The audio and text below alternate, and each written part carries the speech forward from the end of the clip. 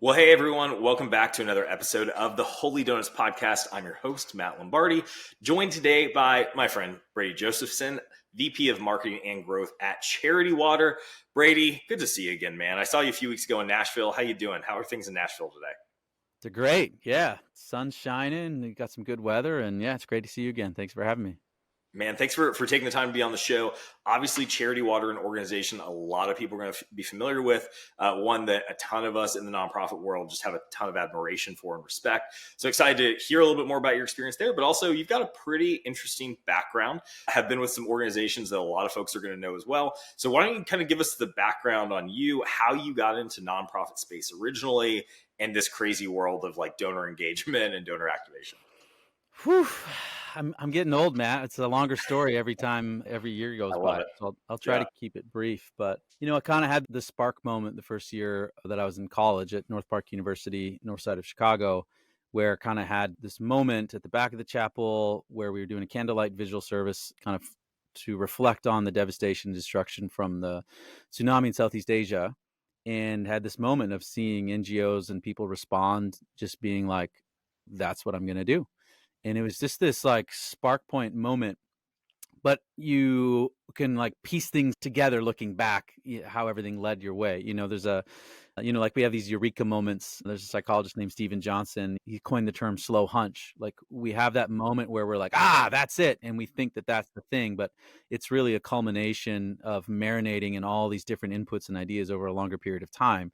It's the same thing, kind of my journey to nonprofit space was looking back, like my grew up in such a missionally focused family. My grandfather was a pastor and a church planter, and my dad has served at Bible colleges and churches and ministries. And my mom was a news anchor, but she would volunteer with the Canadian Leprosy Mission and go on trips and kind of help shoot content and stories and those 1-800 commercials we used to see back in the day.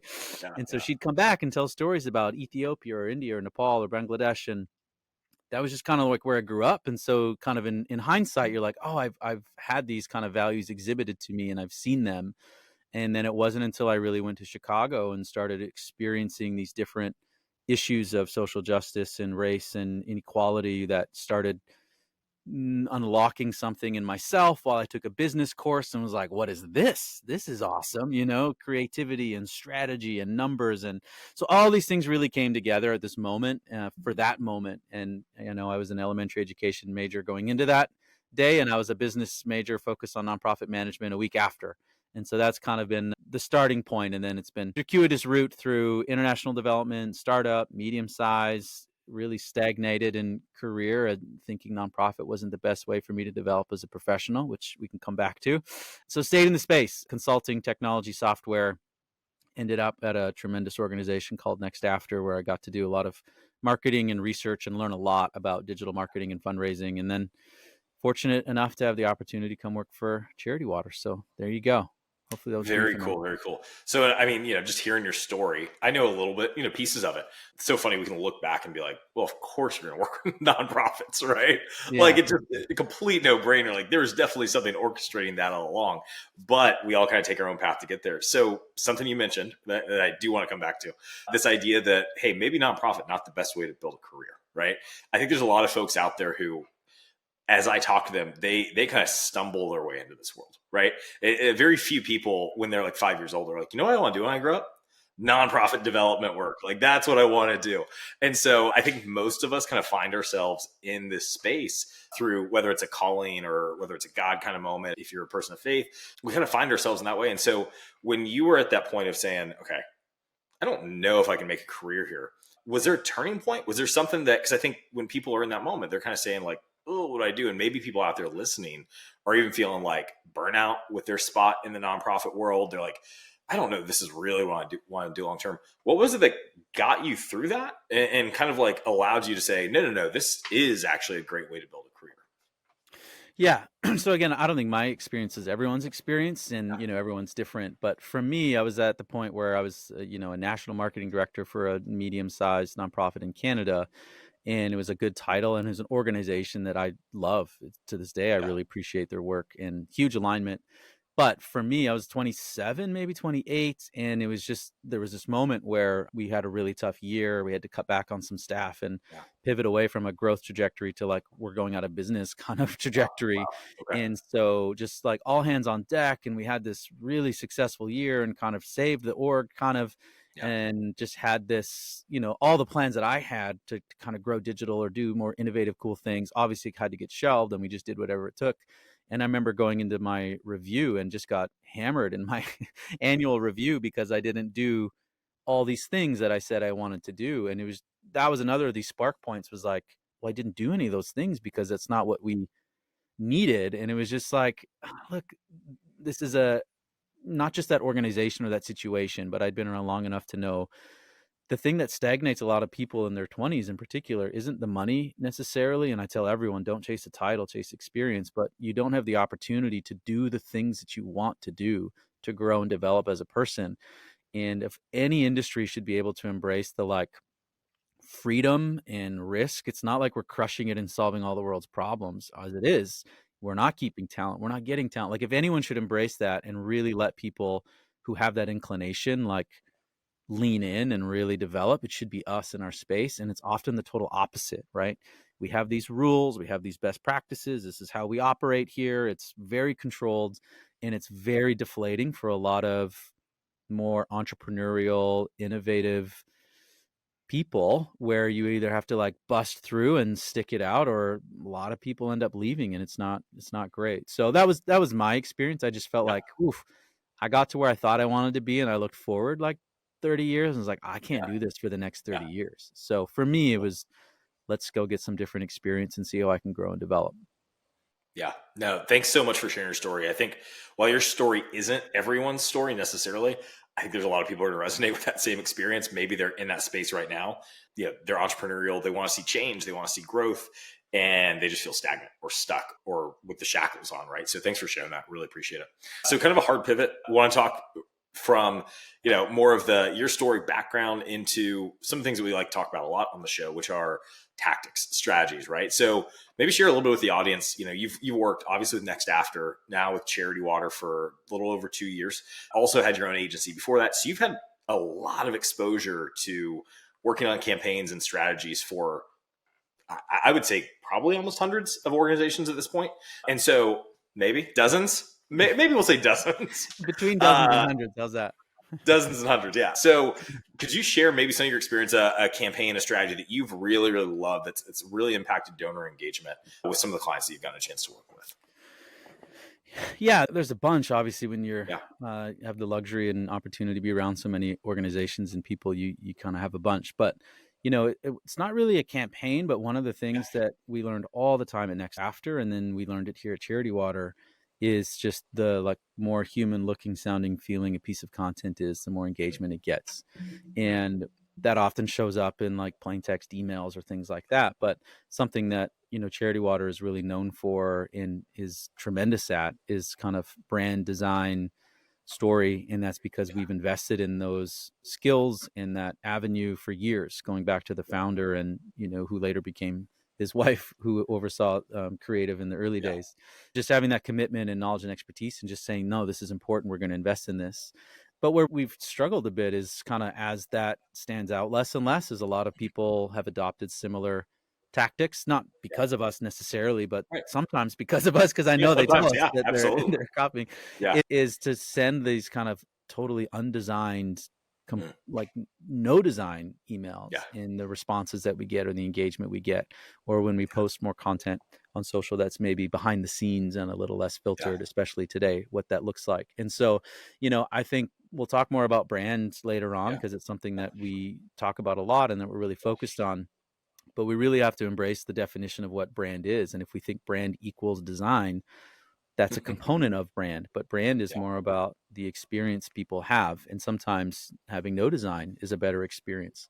So I think that's one thing. It's not really a campaign. It's just kind of a yeah, universal and stitching together all these campaigns. And part yeah, of the reason why we tell stories is that it resonates at a human level in a way that campaign briefs and numbers and facts can't. So it's all tied into like, how do humans interact, and yeah, how do we tie in our marketing and branding and messaging into that? And that's, yeah. one of them. Yeah. So that's kind That's of like an great. overarching, tactic. And then we've had a couple really cool campaigns. One that I really liked this last year for World Water Day was just around time. Yeah, When you think about the water crisis and how it impacts people's health, how it impacts people's economic opportunities, how it impacts women and girls and equality in society. At the root of a lot of these things is time. All those yeah, things, it robs people of time. They have to walk yeah, 30, 60, 90 minutes to get water that sometimes isn't even safe to drink. And so that means time away from family, time away from jobs, time away from school. And it's women who do this. And so we really centered the campaign on time and really trying to make that connection. And so we had out of home ads in subway stations mm, and things like that, trying to connect commutes and your yeah, time to the time and commutes that people have to take in rural parts of our world that don't have access to water. And we'd never really called out time so specifically, and even the campaign goal being around saving people minutes in their yeah, lives and what that means. And it was a really big unlock for us of really being like, oh yeah, you know what, all these other avenues are really connected to time, and time yeah, is something that everyone can connect to. And I thought we did a really good job of connecting that and then visually displaying it in different mediums and different channels. And it was a really successful campaign for us overall, but it was also just a bit of an aha for us internally of, we knew those things, but once yeah. we really drew it out in the campaign, we are like, wow, it really is about time, so many of these issues that we Yeah. deal with. Yeah.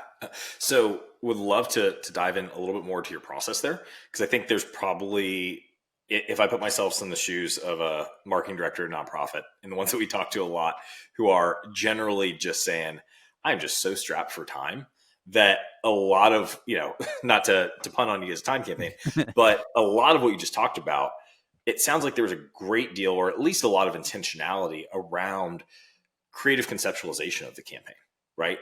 Not just, oh, well, what ebook can we give out and how do we then tactically drive this donation upsell page or this, like I'm sure that stuff was all there, but it seems like there's a ton of work done on, yet again, the storytelling, the front end to say, no, no, no, really, like what's the core message that we want to communicate? How do we want to communicate that? And then even the thoughtfulness of saying, now what channels like can we get creative with to actually thoughtfully connect the story with the actual end audience who's also going to find themselves in a parallel story with that, right? But that takes so much intentionality around it, like the creative process. How much time do you all spend when you're thinking through a campaign or a project on the front end, just dialoguing, just creating those kind of creative spaces to dream and to say, where can we go with this? Can you just speak into a little bit of that process, how much time you all spend on that kind of stuff, and maybe even why that's important for you all? Yeah, yeah. I mean, I'd say we still probably don't spend as much time as we should. Just probably like every organization out Yeah, there, we feel time strapped as well of like, hey, we got to crank out the work. We got to get on yeah, to the next thing.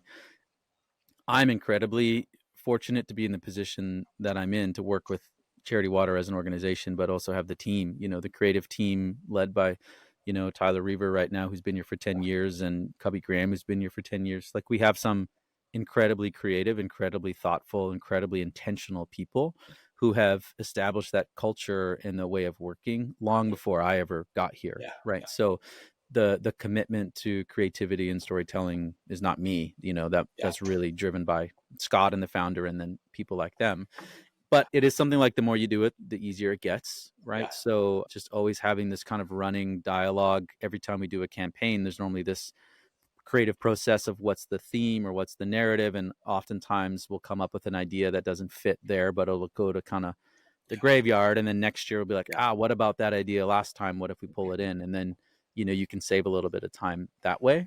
yeah, And then it becomes pretty collaborative. Like normally Tyler and the creative team or our brand team will kind of come up with some themes and ideas.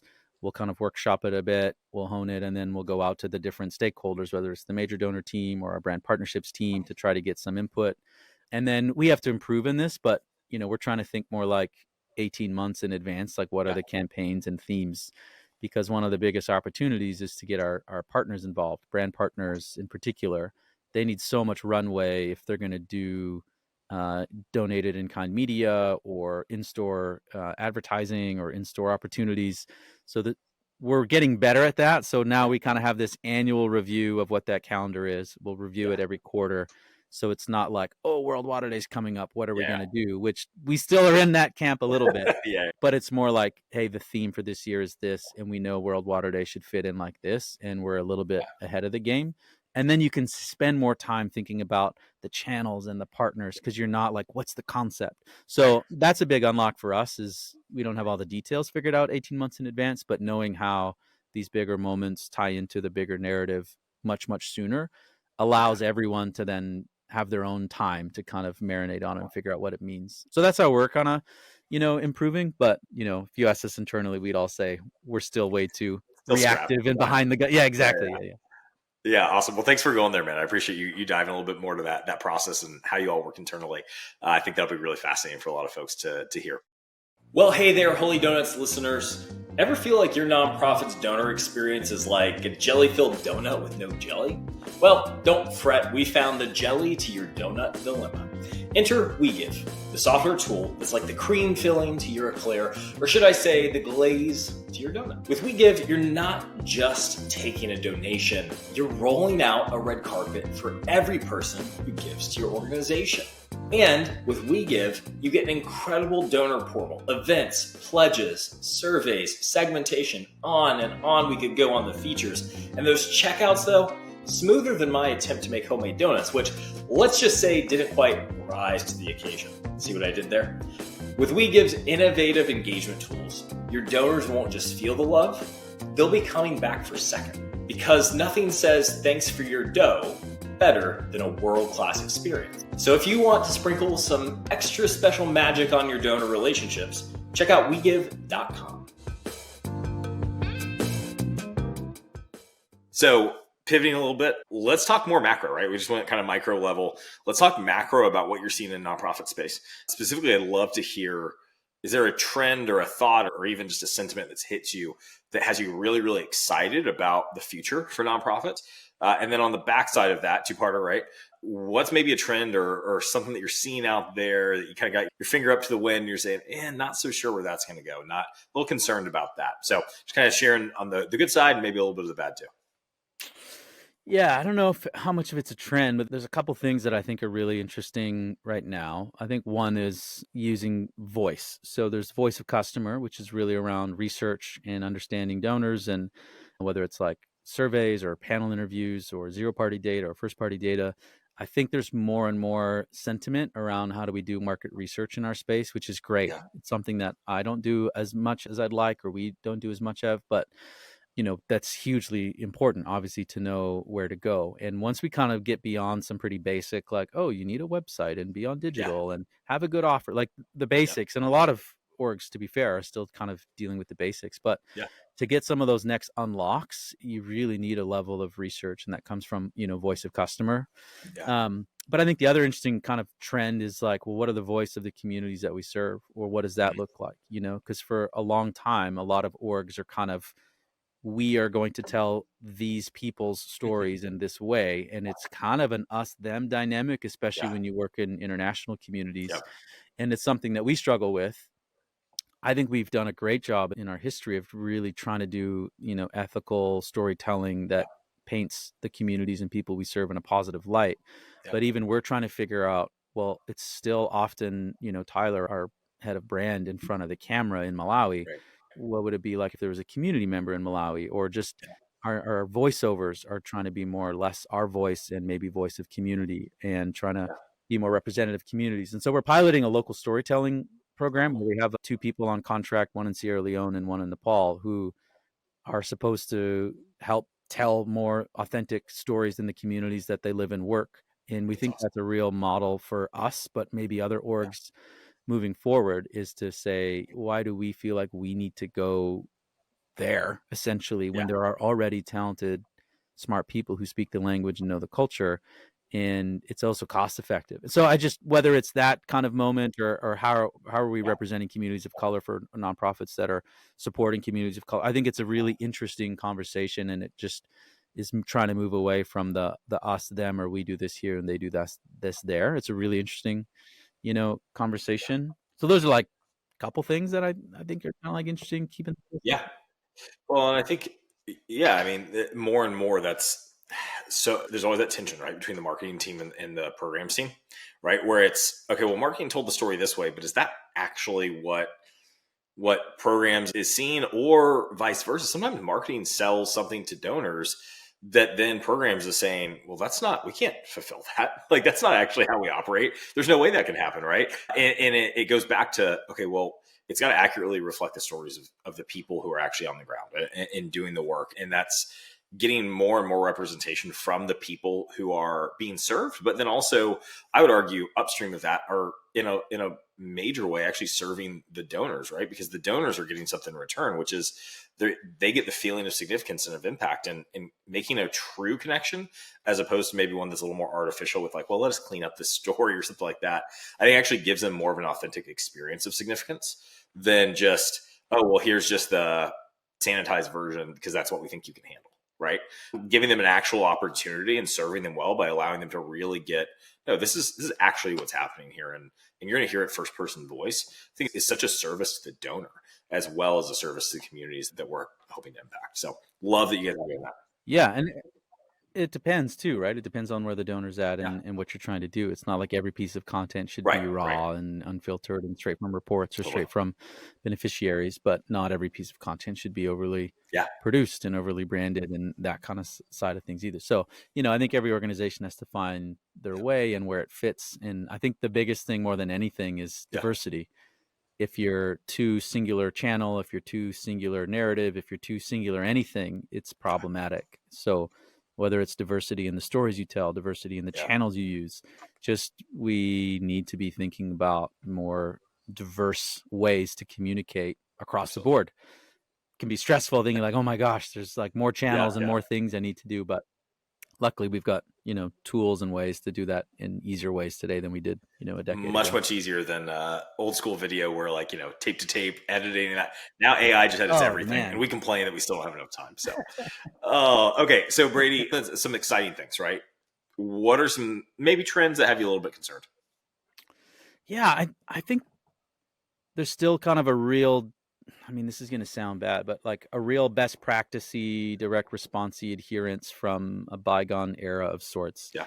Yeah. And I'll caveat that of saying so much of what we know today about the psychology of donors and why people give and how to do fundraising comes from a real direct response heavy, often direct mail heavy way. And so there's Yeah. so much value to take from what has been learned and what has already been done, because the base level of humans like hasn't just changed. Yeah.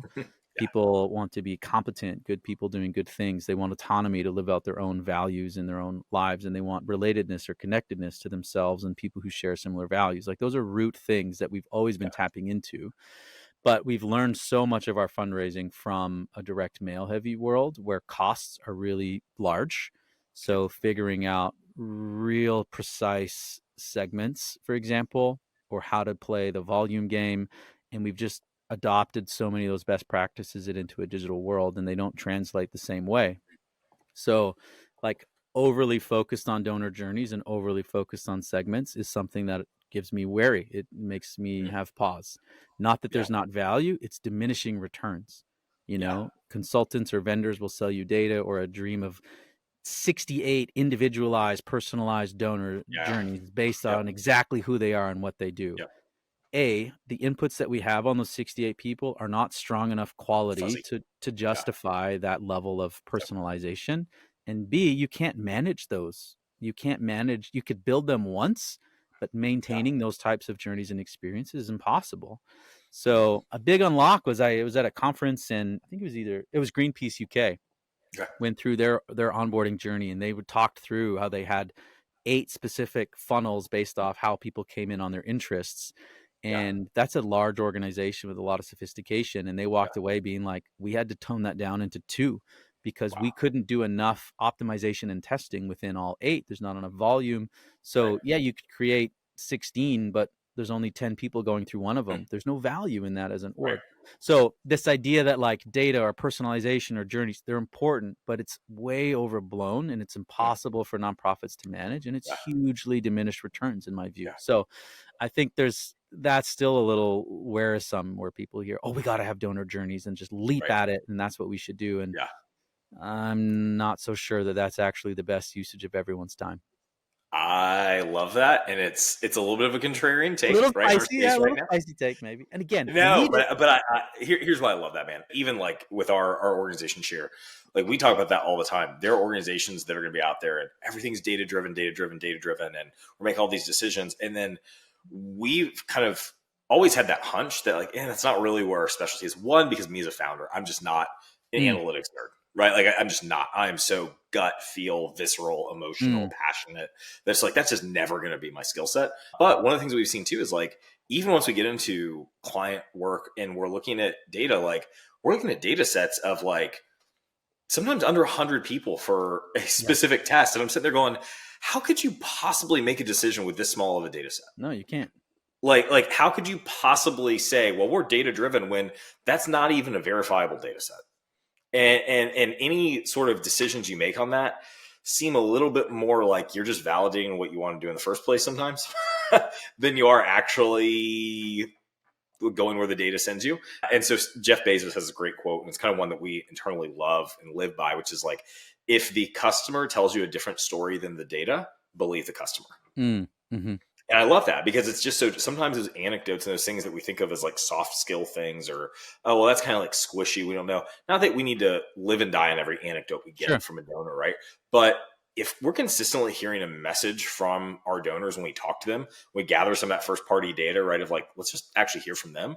If that conflicts with some of what of our analytics testing is doing, I tend to say believe the donors and believe what they're saying. And so I love that, the power of story, I think going to trump more than the power of crazy advanced segmentation all day. So love that you had Yeah. that spicy take right there with me. Yeah. And again, it comes back to what are you segmenting on? Because like just because someone gave in a particular payment type on a particular day and a particular Yeah. amount, we don't know jack about that person and what they Right. care about. So Yeah. if you were able to parse out through survey data or first party data or third party data, like what they cared about or what the personality type was, and Right. then it's a different conversation around personalization. But the inputs is what needs to evolve and, Mm. continuing to improve what happens based off those inputs. That's the piece that's just, it's not as important and relevant. But Yeah. Yeah. So with this, this conversation dovetails nicely into resources tools, right? Things that, yes, data analytics has its place, maybe overblown a little bit, but what are some resources that you would kind of recommend to nonprofit marketing and donor development teams that you love, whether that's a blog, whether that's a podcast, whether that's an article? What are some things that you like to just kind of find yourself consistently giving out? yeah, got a few. One, just on that last subject, Yeah. donor voice is Yeah. required reading. If you Cool. talk about donor psychology and segmentation, donor voice is Yeah. tremendous. Learned so much from them over the years. I'd be remiss to not mention Next After. They'd Yeah. They're great. probably, if they heard this and I didn't mention them, they'd text me and yell at me. But it remains just such a great data driven Yeah. resource hub of some of the Yeah. best, digital work around. I spent a lot of time learning more from like growth marketing Yeah. on the for-profit side, and so one of my favorite, it's a Substack. It's called Lenny's Newsletter. He's an ex Okay. Airbnb guy. Yeah. He's got a podcast as well with interviews with Cool. product managers and product leaders, and I So just cool. think there's so much overlap for digital work Yeah. overall, and especially me and Charity Water. So I've learned a lot from them, which I think is great. And then there's a friend of mine named Tobes Kelly who has another Substack called Some Personal News, and he used to Okay. be at UNICEF, and he's a for-profit marketer now. But it's a really meaty Yeah. blog that gets into some Love it. pretty gritty, advanced details, and Cool. a lot of the content in our space is pretty high Fluffy. level, pretty fluffy. Yeah, Yeah. and Yeah. so what I like about his resources, it's pretty detailed and in the weeds. I love it. I love it. Right up our alley. So, man, Brady, thank you so much for just opening the book, right? And just going there on all different kinds of subjects. If folks want to connect with you, whether that's social media, personally, what's the best way to get in contact with you, to follow along with all you guys are doing at Charity Water? Your free time to plug. If you're working on a book, feel free to plug it here. anything you're working on, or any way people can connect with you. I think honestly, like check out charitywater.org, and I mean, I'd love for people to support, but even if you just want to follow along and sign up for stuff and see what we're doing, and not all of it's working, I'll give you the heads up, Yeah. but you can at least see more of what we're doing. And then, LinkedIn, I haven't been posting a lot on social, but Yeah. I still read a lot and connect a Yeah. lot on LinkedIn, so you can find me Cool. there. And then I'm basically off platform on X Good for you. now, but Good for you. I used to be. I'm looking for something. Is it Threads? Is it TikTok? I don't have it, What's the and next to be thing? honest, I'm not missing it that much. So I Yeah, feel good for like you. charitywater.org and LinkedIn are safe ones. Awesome. Brady Josephson, thank you so much, my friend. Really appreciate your time. Thanks, Matt.